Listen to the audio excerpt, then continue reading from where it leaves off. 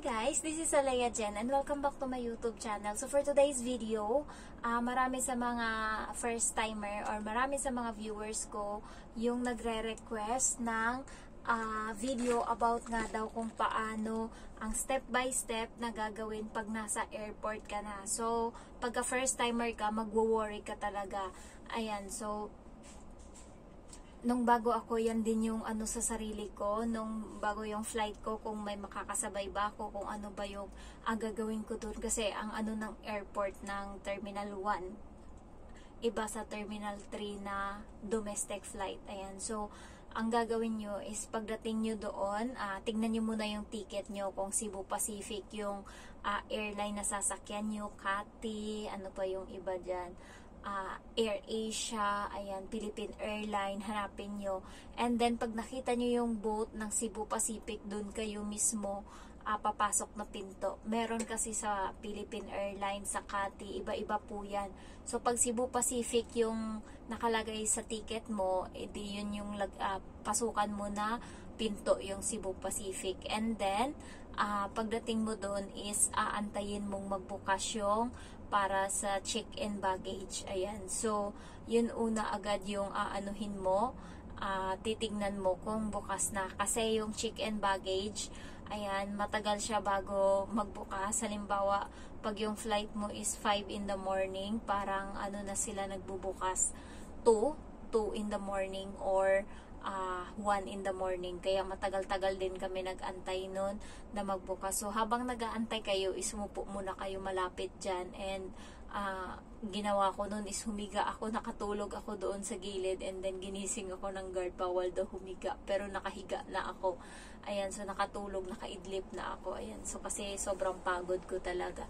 And then, ang gagawin is pagka na-check-in na yung baggage nyo, yung check-in baggage na sinasabi, ayun yung 20 kilogram na libre na bigay ng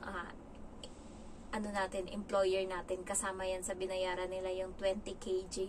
Ayan, so yun yung ipapa-check-in mo doon. So pagkatapos nun, is tanungin mo yung kung saan yung immigration. So, pagtapos ka na doon, yung immigration kasi is 24 hours yan open. Kaya, anytime pwede kang pumunta doon. Maghalo na yung tourist tsaka domestic helper doon sa immigration.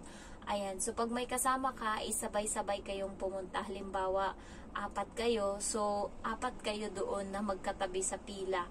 And then, pagdating doon sa immigration, bago ka muna pala umalis sa check-in baggage, yung mga documents mo is kailangan i-ready mo yung visa, yung contract, ayan, lahat yan, PIDOS, OWA, lahat po yan is i-ready mo kasi titignan yan nila. Ayan, tsaka yung passport mo po. Ayan. So, lahat yan dapat nakaisang lagayan para iaabot mo na lang agad doon sa check-in baggage. So, pagdating mo doon sa immigration, ganun mo uli yung gagawin mo, iaabot mo uli ngayon, and then tatanungin ka niyan ngayon kung kasama mo yung mga kasama mo sa pila. Kasi minsan kahit na nandyan na yan sa kontrata, hindi sila nasa-satisfied. So, tatanungin ka pa nila talaga kung kasama mo yung kasama mo sa pila. Kaya kailangan magkakatabi kayo. Ayan. So, yun din yung tinanong sa mga kasamahan ko kung kasama daw nila ako, and yun din yung kasama sa isa at tinanong sa isa. So, walang hindi magsasabi na hindi kayo magkasama kasi isa lang dyan yung magsasabing hindi, and then magkasama naman kayo, lahat-lahat kayo niyan. Mamumroblema kasi may mga times na nare-red flag yan. Halimbawa, inaisip nila na parang yung agency nyo, peke yung mga documents nyo, kaya kailangan sabay-sabay kayo kung pumila. And then next is pagkatapos nyon, pumunta na kayo sa loob, sa may na kayo, papasok na kayo sa loob, ipapacheck na yung hand carry na dala nyo. So, yung hand carry ko pala is 10 kilogram, pero hindi naman kasi yung issue kung magkano yung ilang kilo yung dala mo, as long as backpack and then hindi halata na mabigat siya. Ganun yung mga technique ko, guys. Nagbiyahe ako ng Cebu, nang yung backpack ko is 25 kilogram. Parang sakit-sakit ng likod ko noon. Ayan. So, nakadepende sa'yo kung paano mo. Hindi naman kasi nila yan kikiluhin, lalo pagka backpack. So, makasobra ka talaga pag backpack yung dala mo. And yung backpack ko is yung pangmalakasan talaga. Meron pa siyang extension sa baba. Kaya, siksik na siksik talaga. Kaya niya hanggang 35 kilo ata. Ayan. So, doon i-check lahat, yung mga cellphone nyo, relo, lahat ipapatanggal yan sa inyo, and then pasok kayo doon sa loob. So pagpasok doon sa loob, pag nagdala pala kayo ng tubig, guys, yung water bottle, yung tig 10 piso, 15 pesos dyan, so ipapatapon din yan sa'yo, kaya you better not to bring, ayan, kasi ipapatapon din yan sa'yo. Ayan, pero yung sa tumbler ko, hindi siya pinatapon at puno yun. So, nakasave ako kasi ang mahal ng tubig sa airport. It was 80 pesos. Ayan, so 80 to 100 pesos yung doon na sa loob mismo ng airport mo bibilhin yung tubig. Kaya yung mga kasama ko is kumate yung ulo nila kasi pinatapon yung 1 liter na dala nilang tubig. Di napabili sila sa loob, and then mahal yun. Sa akin, chill lang ako. So, pagkatapos nun, is may upuan doon ang ginawa ko. Kasi sobrang antok ko talaga, guys. Grabe talaga. Galing pa akong probinsya, and then, nag-asikaso ako ng mga kakailanganin ko kasi probinsya pa ako.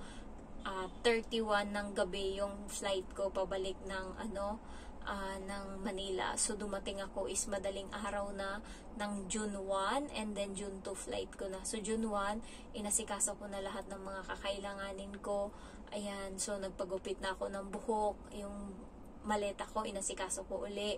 Pinang-impake ko. So, pagkatapos nun, June 2 flight ko na. Kaya ngarag talaga ako. So, kahit hindi yun higaan kasi yung mga tao na nag-aantay ng mga kasama na na-hold doon sa immigration, doon sila. And then sabi kasi pwedeng matulog doon. May nakita akong foreigner na nakahiga doon, dalawang foreigner na babae. So, ginawa ko, humiga din ako, guys, yung mga kasama ko. Sabi ko, matulog tayo. Malay ko bang ayaw pala nilang matulog. So, parang nakatulog ako doon ng 3 hours. Ayan. So, 2 hours. Ayan. So, nakatulog ako doon ng malala. Ayan, so ang sarap-sarap ng tulog ko, and then nagising ako na ang ingay sa harap ko, sa katabi ko, nagsasalita. So tinignan ko, nag-worry ako, parang akala ko nilipat ako ng ibang lugar kasi wala na yung kasama ko na katabi kong humiga, kasi upuan yun. So dito ako, dito siya, dito yung isa kong kasama. So pagising ko, wala na. Ibang tao yung nakaupo doon, mga nag-uusap. Ayan, so parang nalimpungatan ako, and then nahiya ako kasi lahat sila nakatingin sa akin. Pagbangon kong gano'n, na yung pag-upo ko, tinignan ko sila, puta, wala akong kailala dito. Tapos, ako, parang natulala ako muna, nag-isip muna ako bakit nandito ako. And then, maya-maya, mga siguro 5 minutes, natignan ko yung bag ng kasama ko, nandyan lang. So, ibig sabihin, umalis lang sila. So, hindi pala sila natulog, guys. Pinabayaan nila ako doon na natulog. And, nandun pala sa loob mismo ng pinaka-airport talaga, doon na maraming nag-aantay. Doon pala pwedeng matulog ng matiwasay. Ayan. So, doon walang maingay and pwede ka makakatulog. So, pagpasok mo doon sa loob, ina-announce naman nila kung anong boarding gate ka. Ayan. So, titignan mo yung boarding gate mo. And, yung 5J72, ganon, J75, ganon. Basta may ganon na code sila. 5J, ganon. Ayun yung titignan nyo kasi doon kayo na boarding gate papasok pagka may schedule na siya. Ayan, kasi pagdating nyo doon sa loob, guys, halo-halo na Air Asia, lahat na Emirates, lahat. So, kailangan updated kayo. Kaya kami palipat-lipat kami kasi nililipat kung saan sa ang boarding gate yung ticket namin. Ayan. So, pagkatapos nun, pag nakasakay na kayo, matulog kayo. Ayan. So, natulog ako sa eroplano, and then nagulat ako, ginising ako ng stewardess kasi yung pagkain ko na binili ng amo ko, sinerve na, nakakahiya. Yung mga kasama ko, nakatabi ko natutulog, and then ako kumakain. Ayan. So, pagkatapos nun is pagdating dito sa Hong Kong, sasakay ka, magulo dito guys, parang pagbago ka kasi maliit lang sa Manila. Pagdating dito parang lumaki agad tignan. Ayan, so bababa pag labas mo, and then may CR dyan, mag-CR ka muna sa left side. Ayan, and then pagkatapos nun, bababa ka doon sa escalator sa baba, and then sasakay ka ng train. Ayan, sasakay ka ng train nila, walang bayad yun. Sasakay ka, ihahatid ka doon palabas ng airport. So, sasakay ka ng train, and then pagdating doon sa train, aakyat ka uli. Okay, pagdating ng airport, labas ka, merong CR sa left side, and then pag may nakita ka doon na escalator, bababa ka, and then bababa ka pa uli, and then may makita kang train, sumakay ka ng train. Pag hinto ng train, labas ka, and then aakyat ka na naman uli, aakyat ka uli, and then may makikita kang mga babae na nagbibigay ng papel-papel. Ayan, so plastic. Ganito yung inaabot nila guys about domestic helper. So, labor department, karapatan mo, na mga karapatan mo nandito. So, kunin nyo yan kasi guide nyo yan dito. And then, pagdating dyan, merong dalawang pila. Yung isa is sa Torres, yung isa is domestic helper. So, pag makikita mo may nakalagay na domestic helper o ganon na pila, doon ka pumila. Kasi iba-iba sila ng pila. And mas madali yung domestic helper kasi wala nang maraming tanong.